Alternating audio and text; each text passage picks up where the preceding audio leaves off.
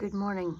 It's 8 o'clock in the morning, and the reason I'm sharing the hummingbirds with you today is because for the first time I saw two hummingbirds on the same feeder 3 inches away from each other, and they've been very territorial. Um,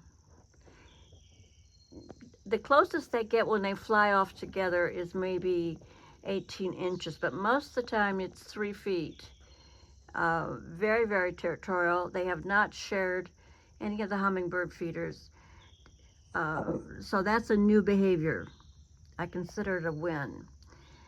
So I want to share with you that I bought 2 more feeders for the front. I've had 2 out here uh, all season, and I bought 2 more, and I put one on top of each of these hanging baskets.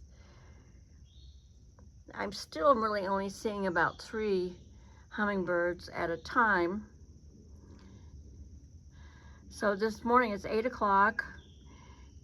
The temperature is 68 degrees and the humidity is 100%. And you see the fog. We're looking east. It's overcast today. We won't really see the sun come over the top of the trees until maybe 10 o'clock. So I have some questions about hummingbirds. I understand that at night it's like they're in a coma, suspended animation. Their heart rate drops down to around 50, and it's kind of like hibernation, stasis. I don't know remember what the exact word for it is. And I wonder where they perch at night, because they'd be absolutely vulnerable when they're in that suspended state. I mean, is it some big bird that can eat them? I mean, I can't imagine they have much food value. And they are so fast. Their flight, I think it's something like 200 miles an hour. And they can switch directions. They can fly frontwards and backwards and up and down. Now, 4 years ago, I saw as many as 9 hummingbirds at one time. And that's called the charm of hummingbirds. You know, like it's a herd of cows. Well, it's a charm of hummingbirds. Oh, there's one again. So this morning I saw 2 at this feeder at one time, which is extraordinary in my book. I think usually they have to be from the same nest, have grown up in the same nest to each other. They're not so easily threatened by each other. So I'm curious about where they perch at night for safety while they're in suspended animation. There we go. There's 2 of them.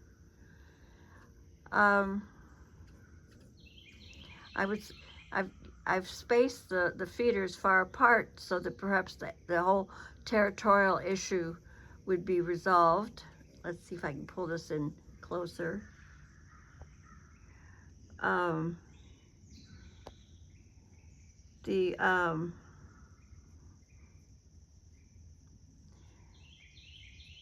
Since Helene, since our hurricane came through 2 years ago, we haven't seen near the hummingbirds. And it was before they would have flown south for the winter. So I imagine they just got blown away with those horrible hurricane winds. Now the hurricane hopped, skipped, and jumped up the side of our mountain, hitting houses about every maybe 1,000, 1,500 feet. It wiped out entire trees. I know in one of the houses I visited, there were 25 trees down, and it was very steep. It was going to cost a fortune to have them cleared. And you know, most of the people who bought houses in this part of the mountain bought them 40 or 50 years ago when they were first built, and you know, they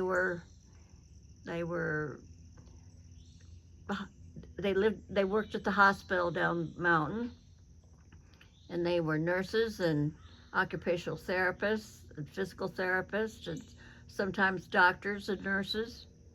And, you know, they're mostly retired by now, and they don't have tens of thousands of dollars to you know, get the trees cut down properly. And, you know, some of them had partial roofs went off with water damage. So several of them have been repaired and put up for sale.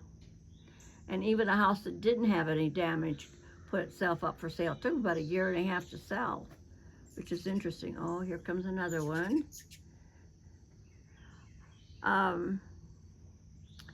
So just point of interest, you know, it's good if you can plant flowers in your garden that the hummingbirds like to feed on. And my challenge is our growing period here is about 6 months of the year, so, and it's a shade garden, so I try to plant things that have color and that last in color the whole season. So impatiens, begonias, and coleus do well in both sun and shade. So no part of my garden gets sun for more than maybe 3 or 4 hours maximum at a time. It's a very short window. And so the butterflies love the impatiens. I have at least 3 different kinds of butterflies that are hovering over my impatiens all day long. Ooh, there we go. The azaleas are blooming early this season. They bloom twice a year. That was particular impatient azaleas up there, and they started blooming for their fall presentation about 3 to 4 weeks ago, and now they're in full bloom. And I think it's because we've had predominantly overcast skies for the longest time. We had a late spring because of overcast and cool weather, and we didn't have any heat until like the 2nd or 3rd week of June. And so, you know, all the plants and perennials like my impatiens that normally would you know, break dormancy and germinate didn't until about 2 months late. And now we're having, again, we occasionally get low 80s, but on the mountain, you know, it's kind of a microcosm. An argument could be made that,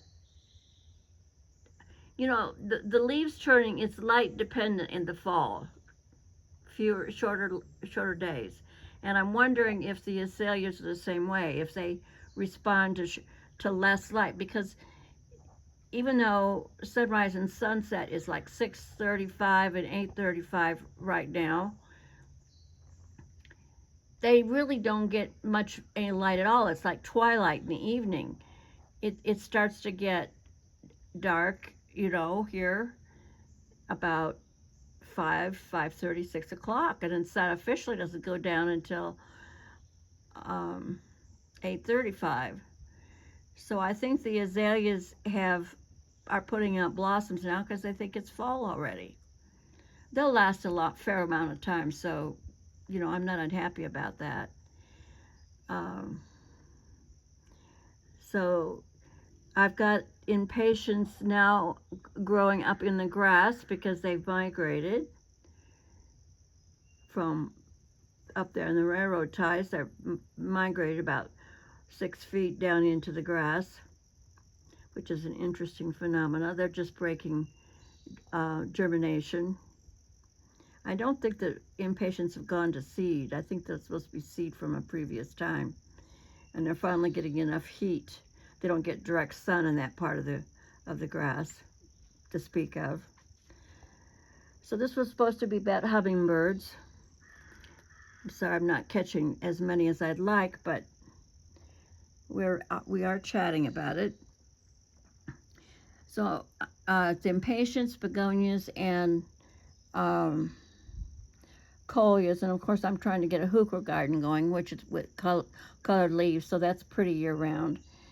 And let's see here, we've got these pink flowers are the Japanese anemones.